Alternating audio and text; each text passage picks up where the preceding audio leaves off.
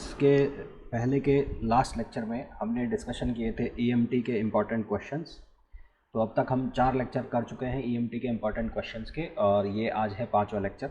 Hopefully जितने भी हमने क्वेश्चंस किए हैं आपके लिए यूज़फुल रहे होंगे, आपकी जो प्रिपरेशन है उसमें कहीं ना कहीं ये काम आ रहे होंगे। तो आज का लेक्चर स्टार्ट करते हैं। तो आज के लेक्चर में सबसे पहला जो क्वेश्चन है वो क्वेश्चन है the following points charge are located in air. ठीक है, ये पॉइंट चार्ज हैं, इनको एयर में लोकेट किया गया है और जो चार्ज की वैल्यू गिवन है वो है प्लस 0.008 माइक्रो कूलम। लोकेशन है इसकी 0,0 मीटर। दूसरा है जो है प्लस 0.005 माइक्रो कूलम और जो उसकी लोकेशन है 3,0 मीटर। और तीसरा वाला जो चार्ज है माइनस 0.009 माइक्रो कूलम और उसकी जो लोकेशन है वो 0,4 मीटर है। हमें क्या फाइंड आउट करना है? The total electric flux over a sphere of 5 metre radius with centre 0,0। 5 metre की रेडियस का स्फीयर है, उसके लिए हमें इलेक्ट्रिक फ्लक्स निकालना है। ठीक है, तो स्फीयर हमने ऐसे बना लिया, स्फीयर बना लिया ये। तो स्फीयर की जो रेडियस है वो कितनी है? 5 मीटर की है, 5 मीटर की। और ये जितने भी हमें लोकेशंस दी हैं पॉइंट की, उनमें मैक्सिमम जो लोकेशन है वो 4 मीटर है। यानी कि अगर इसको मैं बनाने की कोशिश करूं एक्स वाई पे, अगर मैं इसको ले लूं एक्स और इसको ले लूं मैं वाई, तो सबसे पहली जो लोकेशन है मेरी 0,0 पर वो कितनी है? प्लस 0.008। तो यहाँ पर आएगा एक, इसको लिख दिया मैंने Q1। ये कहाँ पर है? 0,0 पर। दूसरा कहाँ पर है? 3,0 पर, उसको लिख देता हूँ मैं Q2। ये हो गया Q2। और तीसरा कौन सा है? 0,4 पर, उसको लिख देता हूँ मैं माइनस 0.009 को Q3। तो ये Q3 हो गया। अब हमें क्या निकालना है? फ्लक्स निकालना है। तो फ्लक्स निकालने के लिए अगर गाउसियन सरफेस में कंसिडर करता हूँ तो गाउसियन सरफेस मेरी ये बन गई। तो जो नेट चार्ज है वो कहाँ रह गया? इस सरफेस के अंदर ही रह गया, है ना। नेट चार्ज कहाँ रह गया? इस सरफेस के अंदर। तो नेट चार्ज की जो वैल्यू है, तो value of net charge, value of net charge, तो नेट चार्ज की जो वैल्यू है Q इन सभी का एल्जेब्रिक समेशन, यानी कि कितना हो जाएगा? 0.008 प्लस 0.005 माइनस 0.009, ये हो जाएगा। और इनको जब हम सिंप्लीफाई करते हैं तो हमारे पास जो वैल्यू आती है वो आती है 0.049 माइक्रो कूलम। हमें क्या निकालना है? फ्लक्स। फ्लक्स बराबर क्या होता है? Q इन या Q enclosed over epsilon not.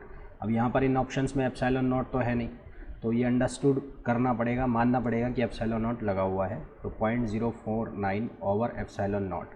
0.049 वाला कौन सा है? ऑप्शन बी है। तो इसके लिए करेक्ट आंसर कौन सा होगा? ऑप्शन बी इसके लिए करेक्ट आंसर होगा। ठीक, नेक्स्ट क्वेश्चन पर चलते हैं। इस क्वेश्चन के अंदर हमें बोला गया है the 2 point charge Q1 equals to 10 micro coulomb and Q2 equals to 20 micro coulomb are placed at coordinates 110 एंड -110 respectively. The total electric flux passing through a plane Z equals to 20 will be. तो सबसे पहले तो इसको हम draw कर लेते हैं कि कहानी क्या है। तो हमारे पास ये हमने कोऑर्डिनेट एक्सेस ले लिया, इसको ले लिया मैंने x, इसको ले लिया y। एक है 10 माइक्रो कूलम का और एक है 20 का। तो 10 वाला जो प्लेस्ड है 110 मतलब x की वैल्यू 1, z की वैल्यू 1, y की वैल्यू 1 और z की वैल्यू 0। तो यानी कि ये कहीं यहाँ होगा। और ये वैल्यू कितनी है? Q1 equals to 10 micro coulomb. और दूसरा वाला जो है उसकी लोकेशन है -110, यानी कि कौन से कोऑर्डिनेट में? थर्ड कोऑर्डिनेट में। और थर्ड कोऑर्डिनेट में दैट मीन्स इसकी लोकेशन कहीं यहाँ पर होगी। और Q2 की जो वैल्यू होगी वो कितनी होगी? 20 माइक्रो कूलम। यानी कि कुछ इस तरह से ये बन रहा है। अब हमें जो टोटल इलेक्ट्रिक फ्लक्स पूछा है वो पूछा है Z बराबर 20 पर, यानी कि Z एक्सेस में। तो Z एक्सेस कौन सा निकल रहा होगा? ये जो एक्सेस होगा, ये एक्सेस कौन सा होगा? Z एक्सेस होगा। तो Z बराबर 20 पर पूछा है, यानी कि इसको हम ऐसे मान सकते हैं जैसे कि आपको ये स्क्रीन दिख रही है, तो ये स्क्रीन हो गई XY प्लेन में, और Z जो एक्सेस हो गया वो अंदर से बाहर की तरफ है, U सीधा इसके परपेंडिकुलर है, प्लेन के अंदर भी और प्लेन के बाहर भी, यानी कि स्क्रीन के अंदर भी स्क्रीन के बाहर भी। कौन सा एक्सेस है? Z एक्सेस है। तो फ्लक्स निकालने के लिए हमें गाउसियन सरफेस माननी पड़ेगी। तो ऐसी गाउसियन सरफेस कौन सी बनेगी? सिलेंड्रिकल सरफेस ही बनेगी, जो कि इस तरह की गाउसियन सरफेस होगी। तो एक सिलेंड्रिकल सरफेस बना देता हूँ मैं ऐसे अंदर की तरफ यू, जो कि ये चार्ज को कंटेन कर रही है, यानी कि इस चार्ज को एनक्लोज कर रही है। ये चार्ज जो है वो कौन से प्लेन में है, एक्स वाई प्लेन में है। और जो ये गाउसियन सरफेस है माइनस जेड से अंदर की तरफ आ रही, प्लस की बाहर की तरफ आ रही है। यानी कि मैं ऐसे मान लेता हूँ कि ये जो गाउसियन सरफेस है इसमें जो ये सिलेंडर बना, इस सिलेंडर की लेंथ कहाँ से चालू है, -20 से लेकर कहाँ तक चालू है, +20 तक। तो अकॉर्डिंग टू गाउस लॉ जो फ्लक्स होगा वो किसके बराबर होगा, Q/ε0। तो टोटल जो चार्ज है हमारे पास, टोटल चार्ज कितना हो जाएगा इसके अंदर बंद, वो हो जाएगा Q1 + Q2। तो कितना हो जाएगा 20 + 10/ε0, यानी कि 30/ε0। अब ये जो फ्लक्स की वैल्यू आई है ये आई है -20 से और +20 तक। हमें सिर्फ प्लस वाले पोर्शन में चाहिए, यानी कि जो आधा है 0 से यहाँ से लेके और यहाँ तक की हमें वैल्यू चाहिए। तो इसके लिए क्या करेंगे, तो फ्लक्स थ्रो Z = 20, उसके लिए phi 20 इसकी वैल्यू को क्या कर दोगे, हाफ कर दोगे, यानी कि 30/2 × ε0। तो ये कितना हो जाएगा 15/ε0। अब ε0 है नहीं तो ये अंडरस्टूड है कि कौन सा आंसर लगाना है, जिसका आंसर 15 है। 15 यानी कि 15, तो 15 माइक्रो कूलम, यानी कि ऑप्शन सी करेक्ट आंसर होगा। ये जो क्वेश्चन है इसमें काफ़ी लोगों को कन्फ्यूज़न हो सकता है जब आप इसको करोगे। हो सकता है कि आपको एक बार देखने में समझ में भी आ जाए, पर मेरे कराने के बाद इसको दोबारा से ज़रूर करना, क्योंकि इस क्वेश्चन में बहुत ज़्यादा कन्फ्यूज़न ये होने वाला है कि जो गाउसियन सरफेस है वो कौन सी कंसीडर करें, है ना। तो इस क्वेश्चन को ज़रूर करना था होने को। ये क्वेश्चन जब आप कर लोगे या मेरे कराने के बाद आप इसको देखोगे दोबारा से, तो आपको ऐसा लगेगा कि जैसे आप जो हेमिस्फेयर है वाले जो क्वेश्चन करते हो, जिसमें स्फेयर का हाफ कर देते हो, तो ठीक होने को तो उसी तरह से हो रहा है क्वेश्चन, परंतु इसमें मेन कन्फ्यूज़न ये है कि हम ये कैसे पता लगाएं कि जो गाउसियन सरफेस है वो कैसी है। ठीक है ना भाई। तो नेक्स्ट क्वेश्चन पर चलते हैं।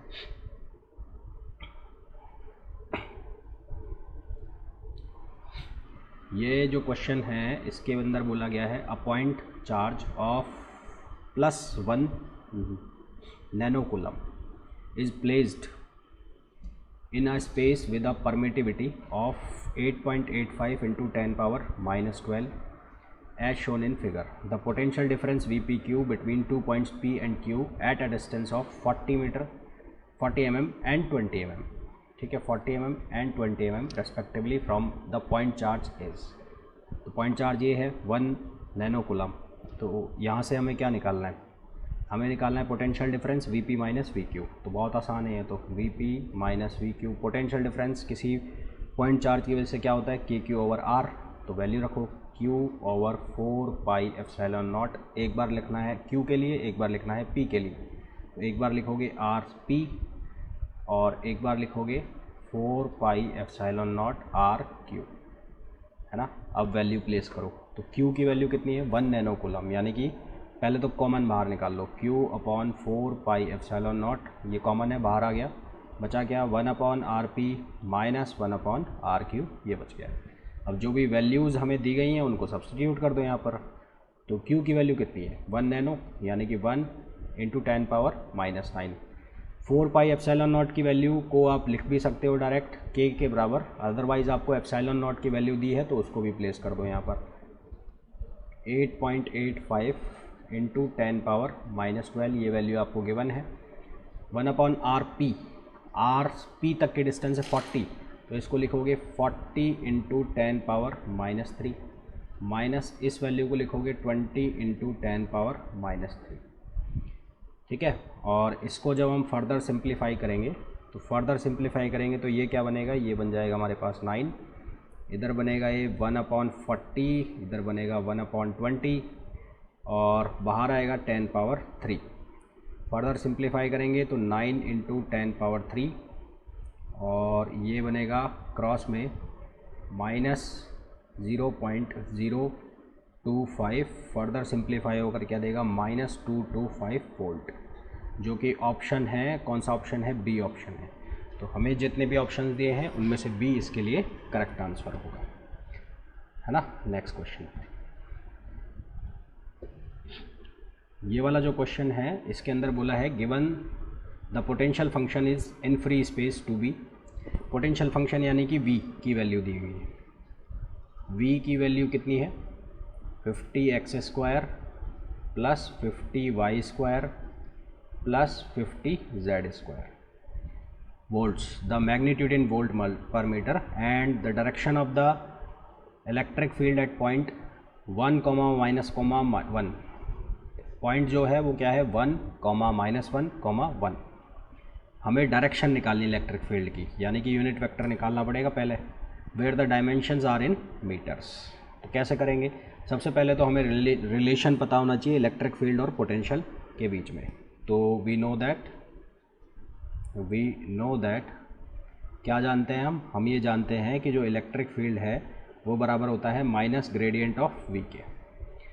ग्रेडियंट ऑफ v का मतलब क्या हो गया? हम इसको कैसे लिखेंगे? -d/dx vx i कैप, है ना, plus d/dx dy vy j cap plus d/dz vz k cap, ऐसे लिख देंगे। तो यहाँ पर अब इसका जब मैं डिफ्रेंशिएशन करने बैठूँगा तो मेरे पास आंसर क्या आएगा? मैं सीधा डिफ्रेंशिएशन करके लिख रहा हूँ भाई, इतना एक्सपेक्ट किया जाता है कि ये तुम लोग कर पाओ। तो -100x i cap plus 100y j cap plus 100z k cap, ये वैल्यू हो गई। अब यहाँ पर हम क्या रखेंगे? पॉइंट रख देंगे x y z जो है कौन से पॉइंट पर निकालना है? 1, -1, 1 पर। तो गिवन फील्ड एट 1, -1, 1, तो फील्ड की जो वैल्यू है वो कितनी आ जाएगी? माइनस यहाँ पर वैल्यू रखो 100 × 1 i कैप प्लस 100 y की वैल्यू कितनी है? -1, और ये हो गया j कैप प्लस 100 z की वैल्यू कितनी है? 1, और ये हो गया k कैप। क्या बनेगा भाई? यहाँ से बनेगा ये बनेगा माइनस कॉमन, माइनस तो है ही, ये बनेगा 100i माइनस 100j और प्लस 100k, ये वैल्यू बन गई। ठीक है, अब हमें यूनिट वेक्टर निकालना है क्योंकि डायरेक्शन पूछ रहे हैं। तो यूनिट वेक्टर जो है, यूनिट वेक्टर वो क्या होता है? वो होगा वेक्टर E/mod E। तो वेक्टर ई तो ये रहा, इसमें से 100 कॉमन आ गया, 100 कॉमन आ गया, माइनस पहले ही बाहर था, है ना। तो ये क्या बनेगा? ये बनेगा i cap minus j cap plus k cap. अब इसका मैग्नीट्यूड लिखना है, तो मैग्नीट्यूड लिखेंगे, कैसे लिखेंगे मैग्नीट्यूड के लिए जो भी है अंदर उनका स्क्वायर कर दो। ये i कैप वाले का स्क्वायर, i कैप के कंपोनेंट का, फिर j का, फिर k का, इन तीनों का क्या कर दिया हमने? स्क्वायर कर दिया। तो हमारे पास यहाँ पर ये माइनस को अंदर ले जाओ, इस माइनस को अंदर ले जाओगे तो यहाँ क्या बनेगा? ये 100 बच गया बाहर, ये बचेगा minus i cap plus j cap और माइनस k कैप, ये हो गया। और नीचे कितना बन जाएगा? 100√3। तो ये 100 से 100 मर गया। तो हमारे पास जो यूनिट वेक्टर यानी कि डायरेक्शन जो आई वो कितनी आई? 1/√3 और minus i cap plus j cap और माइनस k कैप। तो हमें जो ऑप्शंस दिए हैं उन ऑप्शंस में से चेक करो कौन सा ऑप्शन है। ये ऑप्शन है कौन सा भाई? 1/√3, ये वाला ऑप्शन आ गया। Minus i cap plus j cap, ये वाला आ गया, ये वाला सी ऑप्शन आ गया। ठीक है, तो सी ऑप्शन इसके लिए क्या होगा? करेक्ट आंसर होगा। नेक्स्ट क्वेश्चन पर चलते हैं। तो इस क्वेश्चन के अंदर हमें बोला है two electric charges Q and -2Q are placed at 0,0 and 6,0 on the XY plane. The equation of the zero equipotential curve in the. इसके लिए मैंने ये कोऑर्डिनेट सिस्टम बनाया, पहले ये कोऑर्डिनेट सिस्टम बना लिया।